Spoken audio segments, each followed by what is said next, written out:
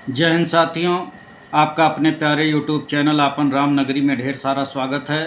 साथियों, आज हम लोग नगर पालिका के बारे में, म्यूनिसपालिटी के बारे में चर्चा करेंगे कि किस प्रकार से ये 1992 में 74वां संविधान संशोधन अधिनियम के द्वारा इसे भारत के संविधान में जोड़ा गया। इस अधिनियम ने भारत के संविधान में एक नया भाग 9 का शामिल किया। इसे नगर पालिकाएँ नाम दिया गया और अनुच्छेद 243 ता से लेकर के अनुच्छेद 243 छत के उपबंध शामिल किए गए। इस अधिनियम के कारण संविधान में एक नई 12वीं सूची को भी जोड़ा गया। इस सूची में नगर पालिकाओं की 18 कार्यकारी विषय वस्तुओं का उल्लेख है। ये अनुच्छेद 243W से संबंधित है। भारत में शहरी स्थानीय शासन का अर्थ शहरी क्षेत्र के लोगों द्वारा चुने प्रतिनिधियों से बनी सरकार से है। शहरी स्थानीय शासन का अधिकार क्षेत्र उन निर्दिष्ट शहरी क्षेत्रों तक सीमित है जिसे राज्य सरकार द्वारा इस उद्देश्य के लिए निर्धारित किया गया है। भारत में 8 प्रकार के शहरी स्थानीय शासन हैं, जिनमें नगर पालिका परिषद, नगर पालिका, अधिसूचित क्षेत्र समिति, शहरी क्षेत्र समिति, छावनी बोर्ड, शहरी क्षेत्र समिति, पत्तन न्यास और विशेष उद्देश्य के लिए गठित एजेंसी। नगरीय शासन की प्रणाली को 74वें संविधान संशोधन अधिनियम 1992 द्वारा संवैधानिक दर्जा मिल गया। केंद्र स्तर पर नगरीय स्थानीय शासन का विषय 3 मंत्रालयों से संबंधित है, जिनमें नंबर 1 आवास और शहरी मामलों के मंत्रालय, नंबर 2 रक्षा मंत्रालय, कैंटोनमेंट बोर्डों के मामले, नंबर 3 गृह मंत्रालय, संघीय क्षेत्रों के मामले। नगर निकायों का विकास, सबसे पहले हम लोग इनका ऐतिहासिक परिप्रेक्ष्य देख लें। आधुनिक भारत में ब्रिटिश काल के दौरान स्थानीय नगर प्रशासन की संस्थाएं अस्तित्व में आईं। इस संदर्भ में कुछ प्रमुख घटनाएं हैं, जिनमें 1688 में भारत का पहला नगर निगम मद्रास में स्थापित हुआ। 1688 में भारत का पहला नगर निगम मद्रास में स्थापित हुआ। मद्रास, जो आज के जिसका नाम चेन्नई है, उसका पुराना नाम मद्रास हुआ करता था। 1726 में बम्बई, जो आज मुंबई है, तथा कलकत्ता में नगर निगम स्थापित हुए। 1870 का लॉर्ड मेयो का वित्तीय विकेंद्रीकरण का संकल्प स्थानीय स्वशासन की संस्थाओं के विकास में परिलक्षित हुआ। लॉर्ड रिपन का 1882 का संकल्प स्थानीय स्वशासन के लिए मैग्ना कार्टा की हैसियत रखता है। उन्हें भारत में स्थानीय स्वशासन का पिता कहा जाता है। 1907 में रॉयल कमीशन ऑन डिसेंट्रलाइजेशन की नियुक्ति हुई, जिसने 1909 में अपनी रिपोर्ट सौंपी। इस आयोग के अध्यक्ष हाब हाउस थे। भारत सरकार अधिनियम 1919 के द्वारा प्रांतों में लागू की गई द्विशासनिक योजना के अंतर्गत स्थानीय स्वशासन एक अंतरित विषय बन गया और इसके लिए एक भारतीय मंत्री को प्रभारी बनाया गया। 1924 में कैंटोनमेंट एक्ट केंद्रीय विधायिका द्वारा पारित किया गया। भारत सरकार अधिनियम 1935 द्वारा लागू प्रांतीय स्वायत्तता के अंतर्गत स्थानीय स्वशासन को प्रांतीय विषय घोषित किया गया। समितियां एवं आयोग, केंद्र सरकार द्वारा स्थानीय नगर शासन की कार्यप्रणाली में सुधार के लिए समय समय पर नियुक्त समितियों एवं आयोगों का विवरण संविधान में उल्लिखित है। संवैधानिकरण। अगस्त 1989 में राजीव गांधी सरकार ने लोकसभा में 65वां संविधान संशोधन विधेयक नगर पालिका विधेयक पेश किया। इस विधेयक का उद्देश्य नगर पालिका के ढांचे पर उनकी संवैधानिक स्थिति पर परामर्श कर उन्हें शक्तिशाली बनाना और सुधारना था। यद्यपि यह विधेयक लोकसभा में पारित हुआ, किंतु अक्टूबर 1989 में यह राज्यसभा में गिर गया और निरस्त हो गया। बीपी सिंह के नेतृत्व में राष्ट्रीय मोर्चा सरकार ने सितंबर 1990 में लोकसभा में पुनः संशोधित नगर पालिका विधेयक पुनः स्थापित किया।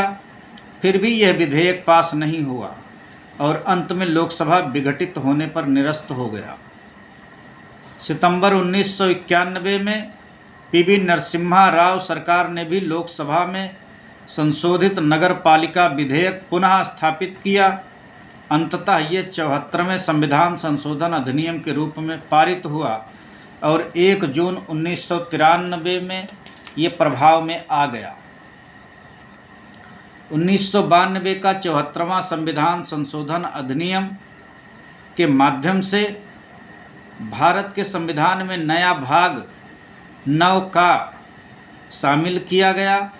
इसे नगर पालिकाएँ नाम दिया गया और अनुच्छेद 243 से लेकर के अनुच्छेद 243 छत के उपबंध शामिल किए गए।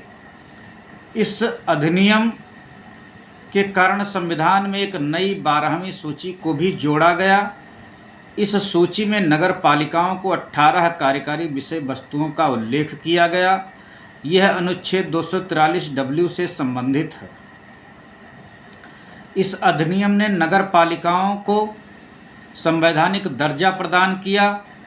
इससे इसे संविधान के न्यायोचित भाग के क्षेत्राधिकार में लाया गया।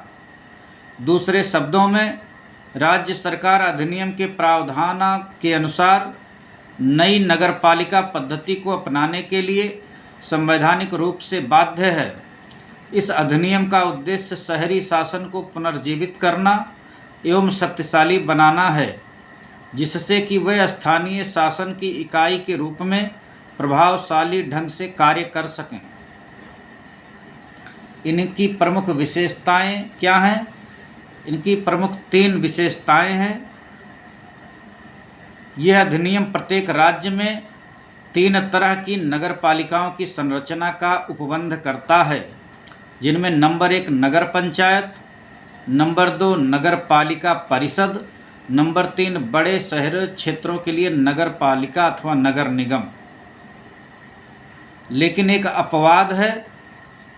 यदि कोई शहरी क्षेत्र है जहां की शहरी सुविधाएं किसी औद्योगिक प्रतिष्ठान द्वारा मुहैया कराई जा रही हैं, तब राज्यपाल उस क्षेत्र को एक औद्योगिक क्षेत्र के रूप में विनिर्दिष्ट कर सकते हैं। इस स्थिति में नगर पालिका का गठन नहीं किया जा सकता। राज्यपाल किसी क्षेत्र को कुछ विशिष्ट कारणों के आधार पर जो संक्रमण क्षेत्र, लघु शहरी क्षेत्र अथवा बृहत शहरी क्षेत्र विनिर्दिष्ट कर सकते हैं, जिनमें नंबर 1 क्षेत्र की जनसंख्या, नंबर 2 जनसंख्या घनत्व, नंबर 3 स्थानीय प्रशासन के लिए उपार्जित राजस्व, नंबर 4 गैर कृषि कार्यों में रोजगार का प्रतिशत, नंबर 5 आर्थिक महत्व, नंबर 6 अन्य कारण जिसे राज्यपाल विचार करने योग्य समझें। नगरपालिका के सभी सदस्य सीधे नगरपालिका क्षेत्र के लोगों के द्वारा चुने जाएंगे। इस उद्देश्य के लिए प्रत्येक नगरपालिकाओं को निर्वाचन क्षेत्रों, वार्डों में बांटा जाएगा। राज्य विधानमंडल नगरपालिका के अध्यक्ष के निर्वाचन का तरीका प्रदान कर सकता है। वार्ड की समितियों में 3 लाख या अधिक जनसंख्या वाली नगरपालिका के क्षेत्र के तहत 1 या अधिक वार्डों को मिलाकर के वार्ड समिति होगी। वार्ड समिति की संरचना, क्षेत्र और वार्ड समिति में पदों को भरने के संबंध में राज्य विधानमंडल विधि की स्थापना करेगा, उपबंध बनाएगा। नगर पालिकाओं का कार्यकाल। यह अधिनियम प्रत्येक नगर पालिका के कार्यकाल की अवधि 5 वर्ष निर्धारित करता है। हालांकि इसे इसकी अवधि से पहले भी समाप्त किया जा सकता है। इसके बाद एक नई नगर पालिका का गठन किया जाएगा। 5 वर्ष की अवधि समाप्त होने से पहले अगर विघटित होने की दशा में, तो इसे विघटन होने की तिथि से 6 महीने की अवधि तक, जहां इस अवधि जिसके लिए भंग नगर पालिका को कार्य करते रहना है 6 महीने से कम हो, उस अवधि के लिए नई नगर पालिका के लिए किसी चुनाव की आवश्यकता नहीं होगी। फिर भी किसी नगर पालिका के कार्यकाल की समाप्ति के पूर्व गठित नगर पालिका उस शेष अवधि के लिए बना रहेगा जिस अवधि के लिए भंग की गई नगर पालिका भंग नहीं किए जाने पर बना रहता। राज्य निर्वाचन आयोग द्वारा निर्वाचन आयोग की प्रक्रियाओं की देखरेख। राज्य निर्वाचन आयोग द्वारा जो नगर पालिका के चुनाव की प्रक्रियाओं का देखरेख, निर्देशन एवं नियंत्रण और नगर पालिकाओं के सभी चुनावों का प्रबंधन राज्य चुनाव आयोग के अधिकार में होगा। शहरी शासनों के प्रकार। भारत में 8 प्रकार के स्थानीय नगर निकाय क्षेत्रों के प्रशासन के लिए सृजित किए गए हैं, जिनमें नगर निगम, नगर पालिका, अधिसूचित क्षेत्र समिति, नगरीय क्षेत्र समिति, छावनी बोर्ड, टाउनशिप, बंदरगाह न्यास, विशेष उद्देश्य एजेंसी। सबसे पहले हम लोग अब नगर निगम के बारे में चर्चा करें। नगर निगम का निर्माण बड़े शहरों जैसे दिल्ली, मुंबई, कोलकाता, हैदराबाद, बेंगलुरु तथा अन्य शहरों के लिए है।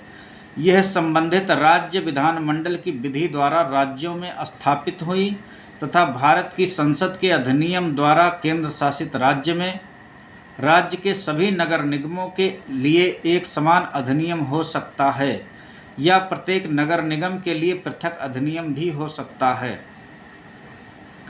नगर निगम में 3 प्राधिकरण हैं, जिनमें परिषद, अस्थायी समिति तथा आयुक्त आते हैं। परिषद निगम की विचारात्मक एवं विधायी शाखा है।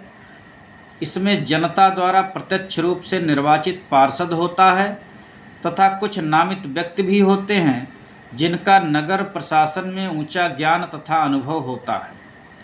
संक्षेप में परिषद की संरचना अनुसूचित जाति, अनुसूचित जनजाति तथा महिलाओं का आरक्षण सहित 74वें संविधान संशोधन अधिनियम द्वारा शासित होगी।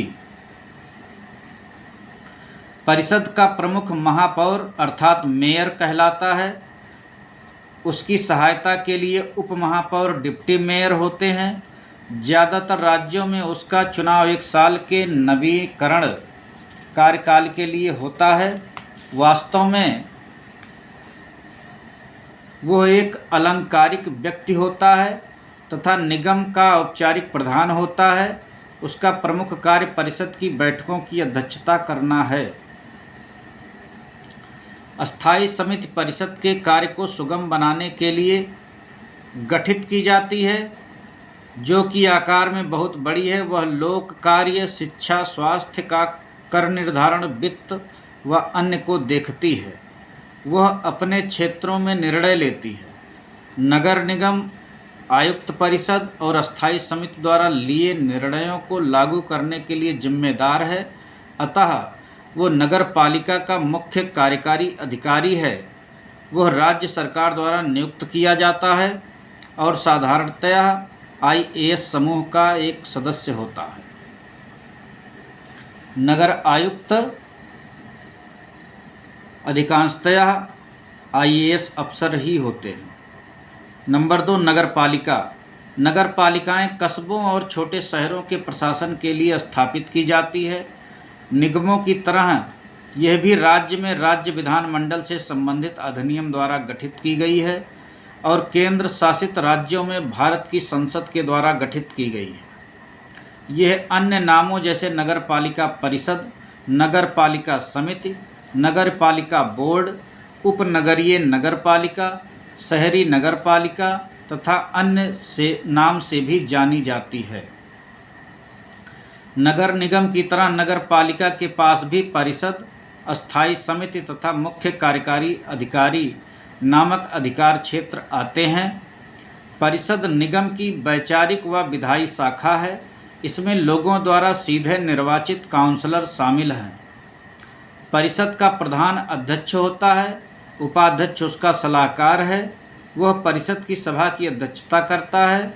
नगर निगम के महापौर के विपरीत नगर प्रशासन में उसकी महत्वपूर्ण एवं प्रमुख भूमिका होती है। परिषद की बैठकों की अध्यक्षता के अलावा यह कार्यकारी शक्तियों का भी उपयोग करता है। अस्थायी समिति परिषद के कार्य को सुगम बनाने के लिए गठित की जाती है। वह लोक कार्य, शिक्षा, स्वास्थ्य, कर निर्धारण, वित्त तथा अन्य को देखती है। मुख्य कार्यकारी अधिकारी नगर पालिका के दैनिक प्रशासन का जिम्मेदार होता है। वह राज्य सरकार द्वारा नियुक्त किया जाता है। नंबर 3, अधिसूचित क्षेत्र समिति। अधिसूचित क्षेत्र समिति का गठन 2 प्रकार के क्षेत्र के प्रशासन के लिए किया जाता है। औद्योगिकरण के कारण विकासशील कस्बा और वह कस्बा जिसने अभी तक नगर पालिका के गठन की आवश्यक शर्तें पूरी नहीं की हों, लेकिन राज्य सरकार द्वारा वह महत्वपूर्ण माना जाए, क्योंकि इसे सरकारी राजपत्र में प्रकाशित कर अधिसूचित किया जाता है, इसलिए इसे अधिसूचित क्षेत्र समिति के रूप में जाना जाता है। हालांकि यह राज्य नगर पालिका अधिनियम के ढांचे के अंतर्गत कार्य करता है। अधिनियम के केवल वही प्रावधान इसमें लागू होते हैं जिन्हें राजपत्र में अधिसूचित किया गया है। इसे किसी अन्य अधिनियम के तहत शक्ति प्रयोग के लिए भी उत्तरदायित्व सौंपा जा सकता है। इसकी शक्तियां लगभग नगर पालिका की शक्तियों के समान हैं। यह पूरी तरह नामित इकाई है। इसमें राज्य सरकार द्वारा मनोनीत अध्यक्ष के साथ अधिसूचित क्षेत्र समिति के सदस्य हैं। अतः ना तो यह निर्वाचित इकाई है और ना ही संवैधानिक निकाय है। नंबर 4, नगर क्षेत्रीय समिति। नगर क्षेत्रीय समिति छोटे कस्बों में प्रशासन के लिए गठित की जाती है। यह एक उपनगर पालिका आधिकारिक इकाई है और इसे सीमित नागरिक सेवाएं जैसे जल निकासी, सड़कें, मार्गों में प्रकाश व्यवस्था और संरक्षणता की जिम्मेदारी दी जाती है। यह राज्य विधानमंडल के एक अलग अधिनियम द्वारा गठित किया जाता है। इसका गठन, कार्य और अन्य मामले अधिनियम द्वारा निर्धारित किए जाते हैं। इसे पूर्ण या आंशिक रूप से राज्य सरकार द्वारा निर्वाचित या नामित किया जा सकता है। नंबर 5, छावनी परिषद। छावनी क्षेत्र में सिविल जनसंख्या के प्रशासन के लिए छावनी परिषद की स्थापना की जाती है। इसे 2006 के छावनी अधिनियम के उपबंधों के तहत गठित किया गया है। यह विधान केंद्र सरकार द्वारा निर्मित किया गया है।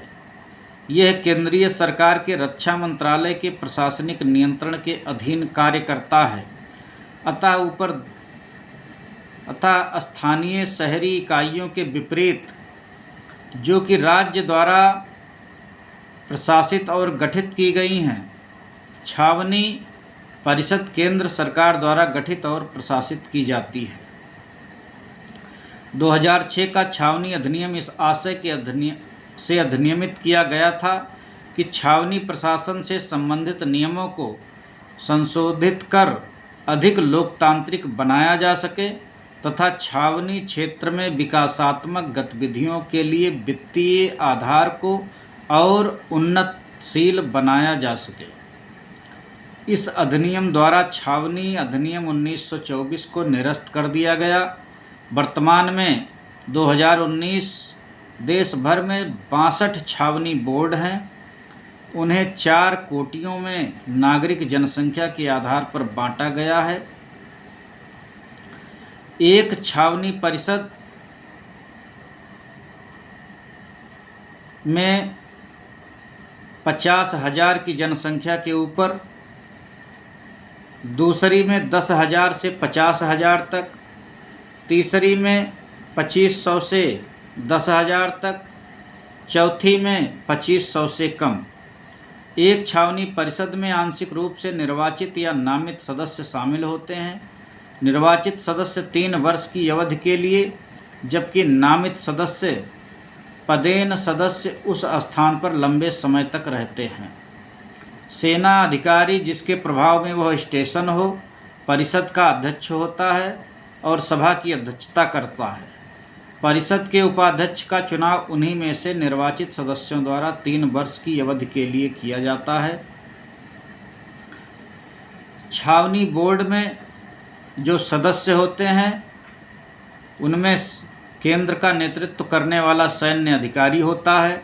छावनी में कार्यरत एक कार्यपालिका का अभियंता होता है। छावनी में कार्यरत एक स्वास्थ्य अधिकारी, जिला अधिकारी द्वारा नामित एक प्रथम श्रेणी दंडाधिकारी, केंद्र का नेतृत्व करने वाले सैन्य अधिकारी द्वारा नामित 3 सैन्य अधिकारी, छावनी क्षेत्र के लोगों द्वारा निर्वाचित 8 सदस्य, छावनी बोर्ड का मुख्य कार्यकारी अधिकारी।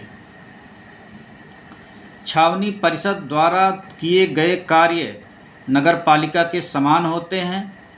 यह अनिवार्य कार्यों एवं वैचारिक कार्यों में वैधानिक रूप से श्रेणीबद्ध है। आय के साधनों में दोनों कर एवं गैर कर राजस्व शामिल है। छावनी परिषद के कार्यकारी अधिकारी की नियुक्ति भारत के राष्ट्रपति द्वारा होती है। यह परिषद और इसकी समिति के सारे प्रस्तावों एवं निर्णयों को लागू करता है और इस प्रयोजन के लिए गठित केंद्रीय कैडर से संबद्ध होता है। नंबर 6, नगरीय क्षेत्र। इस तरह का शहरी प्रशासन बृहत सार्वजनिक उपक्रमों द्वारा स्थापित किया जाता है, जो उद्योगों के निकट बनी आवासीय कॉलोनियों में रहने वाले अपने कर्मचारियों को सुविधाएं प्रदान करती है। यह उपक्रम नगर के प्रशासन की देखरेख के लिए एक नगर प्रशासक नियुक्त करता है। उसे कुछ इंजीनियर एवं अन्य तकनीकी और गैर तकनीकी कर्मचारियों की सहायता प्राप्त होती है। अतः शहरी प्रशासन के नगरीय रूप में कोई निर्वाचित सदस्य नहीं होते। वास्तव में यह उपक्रमों की नौकरशाही संरचना का विस्तार है। नंबर 7 है न्यास पत्तन। न्यास पत्तन की स्थापना बंदरगाह क्षेत्रों जैसे मुंबई, कोलकाता, चेन्नई और अन्य में मुख्य रूप से 2 उद्देश्यों के लिए की जाती है। नंबर 1, बंदरगाहों की सुरक्षा व व्यवस्था। नंबर 2, नागरिक सुविधाएं प्रदान करना। न्यास पत्तन का गठन संसद के एक अधिनियम द्वारा किया गया है। इसमें निर्वाचित और गैर निर्वाचित दोनों प्रकार के सदस्य सम्मिलित हैं। इसका एक आधिकारिक अध्यक्ष होता है। इसके नागरिक कार्य काफ़ी हद तक नगर पालिका की तरह कार्य करते हैं। नंबर 8, विशेष उद्देश्य हेतु अभिकरण। इन 7 क्षेत्रीय आधार वाली शहरी इकाइयों या बहुउद्देशीय इकाइयों के साथ राज्यों ने विशेष कार्यों के नियंत्रण हेतु विशेष प्रकार की अभिकरणों का गठन किया है, जो नगर निगमों या नगर पालिकाओं या अन्य स्थानीय शासनों के समूह से संबंधित हो। दूसरे शब्दों में, यह कार्यक्रम पर आधारित है, ना कि क्षेत्र पर। इन्हें एक उद्देशीय, व्यापक उद्देशीय या विशेष उद्देशीय इकाई या स्थानीय कार्यकारी इकाई के रूप में जाना जाता है। कुछ इस तरह की इकाइयाँ जैसे नगरीय सुधार न्यास, शहरी सुधार प्राधिकरण, जलापूर्ति एवं मल निकासी बोर्ड, आवासीय बोर्ड, प्रदूषण नियंत्रण बोर्ड, विद्युत आपूर्ति बोर्ड, शहरी यातायात बोर्ड। यह कार्यकारी स्थानीय इकाइयाँ संवैधानिक इकाइयों के रूप में राज्य विधानमंडल या विभागों के अधिनियम द्वारा स्थापित की जाती हैं। यह स्वायत्त इकाई के रूप में कार्य करती हैं और स्थानीय शहरी प्रशासन द्वारा सौंपे कार्यों को स्वतंत्र रूप से संपादित करती हैं, अर्थात नगर निगम, नगर पालिकाएँ आदि। अतः ये स्थानीय नगर पालिका इकाइयों के अधीनस्थ नहीं हैं। नगर पालिका कर्मी। भारत में 3 प्रकार के नगर पालिका कार्मिक हैं। नगर सरकारों में कार्यरत कार्मिक इन तीनों में से किसी एक अथवा तीनों से संबंधित हो सकते हैं, जिनमें सबसे पहले पृथक कार्मिक प्रणाली। इस प्रणाली में प्रत्येक स्थानीय निकाय अपने कार्मिकों की नियुक्ति, प्रशासन एवं नियंत्रण स्वयं करता है। ये कार्मिक अन्य स्थानीय निकायों में स्थानांतरित नहीं किए जा सकते। यह व्यवस्था सबसे अधिक प्रचलित है। यह प्रणाली स्थानीय स्वायत्तता के सिद्धांत को कायम रखती है व अविभक्त निष्ठा को प्रोत्साहित करती है। नंबर 2, एकीकृत कार्मिक प्रणाली। इस प्रणाली में राज्य सरकार नगर पालिका कार्मिकों की नियुक्ति, प्रशासन तथा नियंत्रण करती है। दूसरे शब्दों में सभी नगर निकायों के लिए राज्य स्तरीय सेवाएं कैडर सृजित की जाती हैं। इनमें कार्मिकों का विभिन्न स्थानीय निकायों में स्थानांतरण होता रहता है। यह व्यवस्था आंध्र प्रदेश, तमिलनाडु, उत्तर प्रदेश, राजस्थान, मध्य प्रदेश आदि में लागू है। नंबर 3, समेकित कार्मिक प्रणाली। इस प्रणाली में राज्य सरकार के कार्मिक तथा स्थानीय निकायों के कार्मिक एक ही सेवा का गठन करते हैं। दूसरे शब्दों में नगर पालिका कार्मिक राज्य सेवाओं के सदस्य होते हैं। इनका स्थानांतरण केवल स्थानीय निकायों में ही नहीं बल्कि राज्य सरकार के विभिन्न विभागों में भी हो सकता है। यह व्यवस्था उड़ीसा, बिहार, कर्नाटक, पंजाब, हरियाणा तथा अन्य राज्यों में लागू है। नगर पालिका कार्मिकों को प्रशिक्षण देने के लिए राष्ट्रीय स्तर पर अनेक संस्थान कार्यरत हैं, जैसे अखिल भारतीय स्थानीय स्वशासन संस्थान। इसकी स्थापना 1927 में हुई थी। यह एक निजी पंजीकृत सोसाइटी है। नगरीय एवं पर्यावरणीय अध्ययन केंद्र। इसकी स्थापना 1967 में नगर पालिका कर्मचारियों के प्रशिक्षण के लिए गठित नूरुद्दीन अहमद समिति 1963 से 1965 की अनुशंसाओं पर की गई थी। नंबर 3, क्षेत्रीय नगरीय एवं पर्यावरणीय अध्ययन केंद्र। इसकी स्थापना 1968 में नगर पालिका कर्मचारियों के प्रशिक्षण के लिए गठित नूरुद्दीन अहमद समिति 1963 से 1965 की अनुशंसाओं पर की गई थी। Number 4, national institute of urban affairs 1976 में स्थापना की गई थी। Number 5, human settlement management institute 1985 में स्थापना किया गया, जिनका मुख्य कार्य नगर पालिका कार्मिकों को प्रशिक्षण प्रदान करना है। निगम का राजस्व कहाँ से आता है, उन्हें किन किन माध्यम से कर प्राप्त होता है।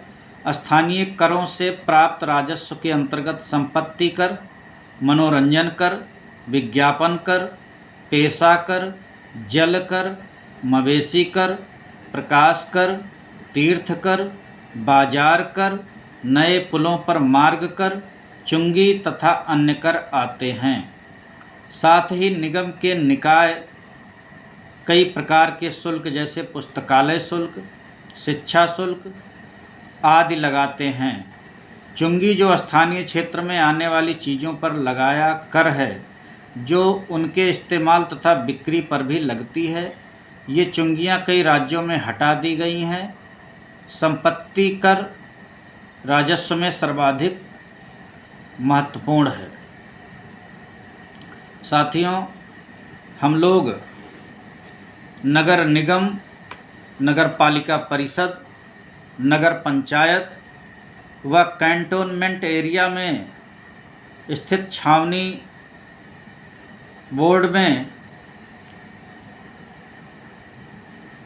बोर्ड के संबंध में चर्चा कर रहे थे कि किस प्रकार नगरीय प्रशासन के संचालन की व्यवस्था हमारे देश में प्रदेश में है, उसको किस प्रकार से 1992 में संविधान संशोधन करके 74वें संशोधन के माध्यम से उसको संविधान में जोड़ा गया है। इन सभी बातों का विस्तार पूर्वक चर्चा इस वीडियो के माध्यम से आप से की गई है। हमें उम्मीद है कि इस वीडियो के माध्यम से नगर पालिका परिषद, नगर निगम व नगर पंचायत के संबंध में आपको बेहतर जानकारी प्राप्त होगी। साथियों, आप अपने जानकारी, अपना अनुभव कमेंट बॉक्स में ज़रूर साझा करिएगा। यदि आप चैनल पर नए हैं तो कृपया करके सब्सक्राइब कर लीजिएगा। यदि वीडियो आपको अच्छी लगी हो तो कृपया करके लाइक करिएगा, कमेंट करिएगा, शेयर करिएगा। बहुत बहुत धन्यवाद।